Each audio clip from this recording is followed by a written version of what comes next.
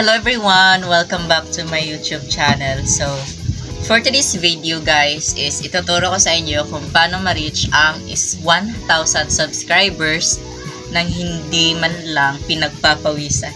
Char!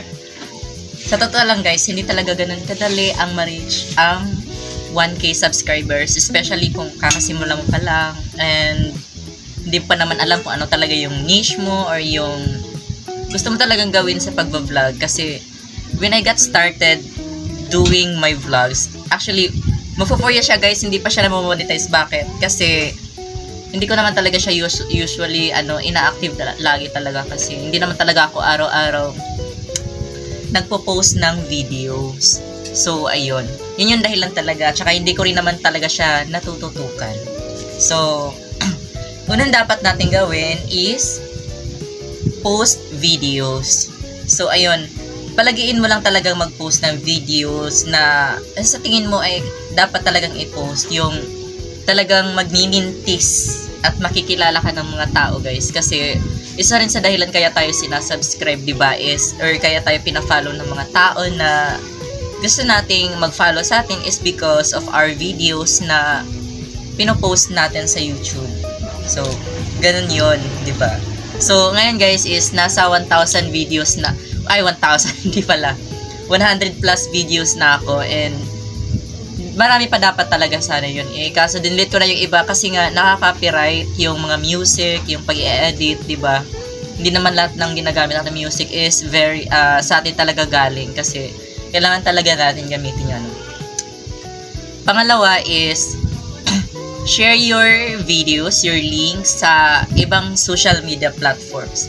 Nakakatulong din yun guys para ma-reach out ka ng mga tao na, ay si gano'n nagbablog pala. Oo, diba? Ma-reach out ka nila guys at mas lalo ka pa nilang makikilala. Kasi one tap lang ng mo, kunwari may 5 videos ka, tapos isang link doon is i-link mo doon sa ibang social media platforms mo is ayun, makikita nila yon ng mga, kunyari sa Facebook, makikita yun ng mga friends mo doon na nagbablog ka pala, diba? So, ayun, masisimulan na nilang panonoorin yung mga videos mo.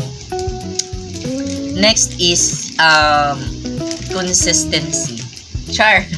Consistency, guys. Kailangan mo lang talaga ng palagi ang pagpo-post ng videos para sa ganun, kapag tinap na nila yung mga link mo or mga videos mo na marami silang makikitang videos na galing sa'yo na nagbablog ka, na gusto mong makilala ka nila.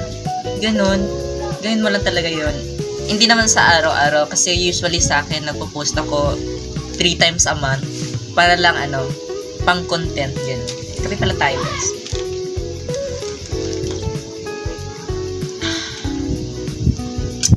Next is introduce your vlogs sa ibang mga applications na nagpaparami ng mga ng mga subscribers or viewers. Like for example, sa mga platforms na sub for sub or sa mga applications na pwede talaga magparami ng pwede mo rin naman siyang ipa-boost, kaya lang pricey siya at may bayad. Yun na nga, may bayad siya kaya pricey.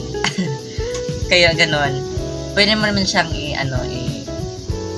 i-promote sa ibang paraan. Pwede mo siyang ipa-boost or ganon. Meron din ng mga platforms na hindi na talaga kailangan ng bayad. Kailangan mo lang talaga siyang pagtiyagaan, like mag-earn ka ng coins and converted into subscribers, diba? Parang ganon lang. Wala naman talagang dahilan ng pag-vlog natin. So, ayun, alam kong hindi ganun ka-sourceful yung information na sinasabi ko sa inyo guys. Kaya, ito yung pruweba, oh.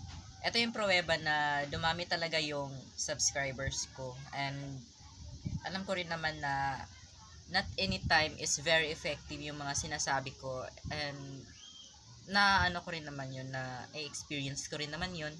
So, kung gusto nyo lang talagang gawin yun and gusto nyo dumami yung subscribers nyo, huwag na kayo magdalawang isip, gawin nyo na, and thank you for watching guys. Love you.